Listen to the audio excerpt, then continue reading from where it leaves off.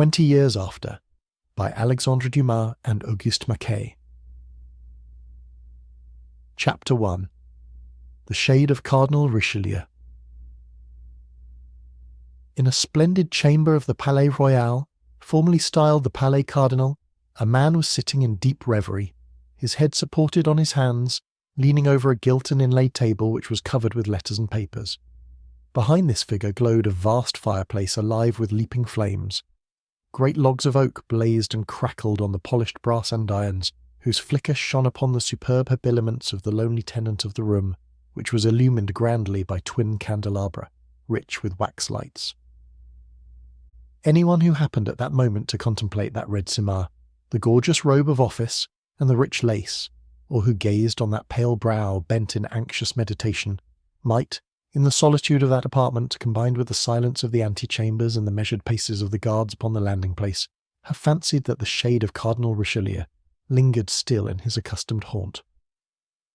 It was, alas, the ghost of former greatness.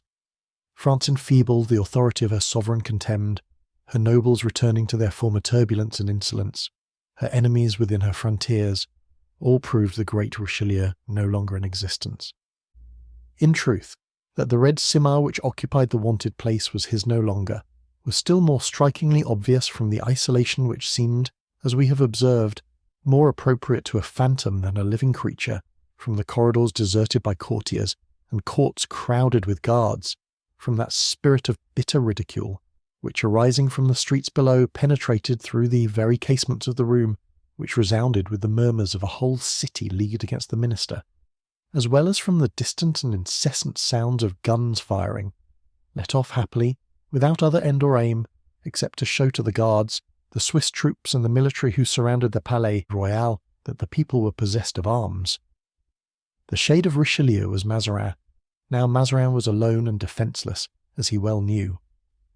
"Foreigner," he ejaculated. "Italian! That is their mean yet mighty byword of reproach, the watchword with which they assassinated, hanged, and made away with Concini. And if I gave them their way, they would assassinate, hang, and make away with me in the same manner, although they have nothing to complain of except a tax or two now and then.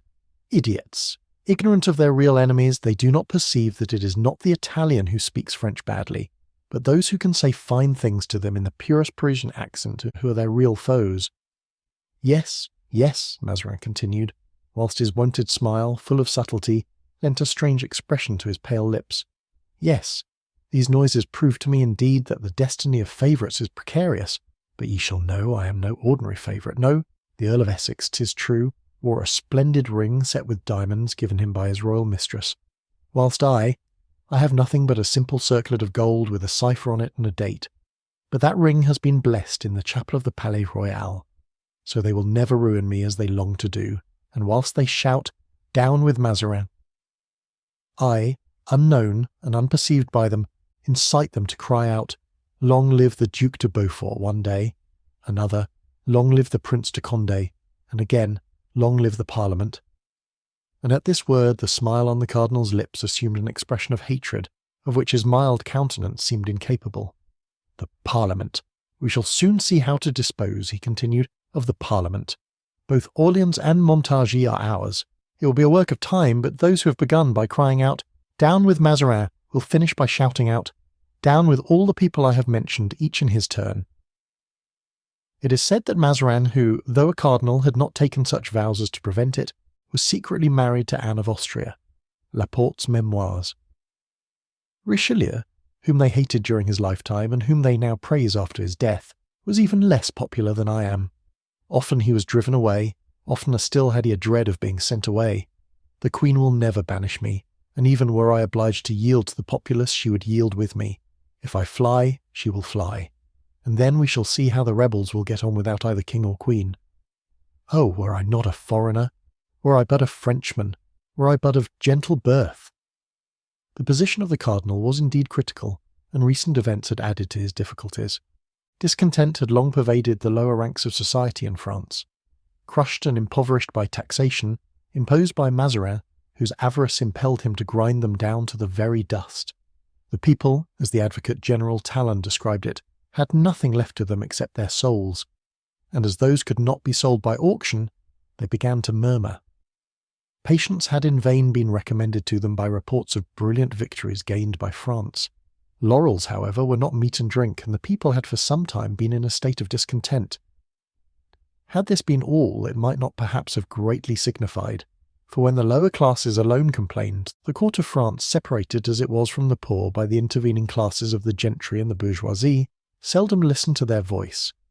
But unluckily, Mazarin had had the imprudence to attack the magistrates, and had sold no less than 12 appointments in the Court of Requests at a high price.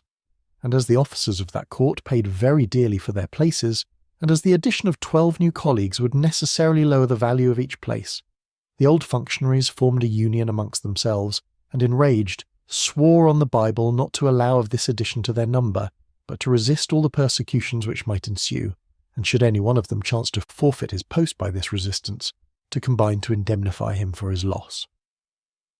Now the following occurrences had taken place between the two contending parties.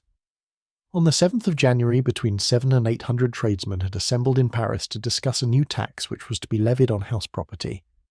They deputed 10 of their number to wait upon the Duke of Orleans, who, according to his custom, affected popularity. The Duke received them, and they informed him that they were resolved not to pay this tax, even if they were obliged to defend themselves against its collectors by force of arms. They were listened to with great politeness by the Duke, who held out hopes of easier measures, promised to speak in their behalf to the Queen, and dismissed them with the ordinary expression of royalty, "We will see what we can do." 2 days afterward, these same magistrates appeared before the cardinal, and their spokesman addressed Mazarin with so much fearlessness and determination that the minister was astounded and sent the deputation away with the same answer as it had received from the Duke of Orleans, that he would see what could be done, and in accordance with that intention a council of state was assembled, and the superintendent of finance was summoned. This man, named Emery, was the object of popular detestation, in the first place because he was superintendent of finance, and every superintendent of finance deserved to be hated, in the second place because he rather deserved the odium which he had incurred. He was the son of a banker at Lyons named Particelli, who after becoming a bankrupt chose to change his name to Emery, and Cardinal Richelieu, having discovered in him great financial aptitude, had introduced him with a strong recommendation to Louis XIII, under his assumed name, in order that he might be appointed to the post he subsequently held. "You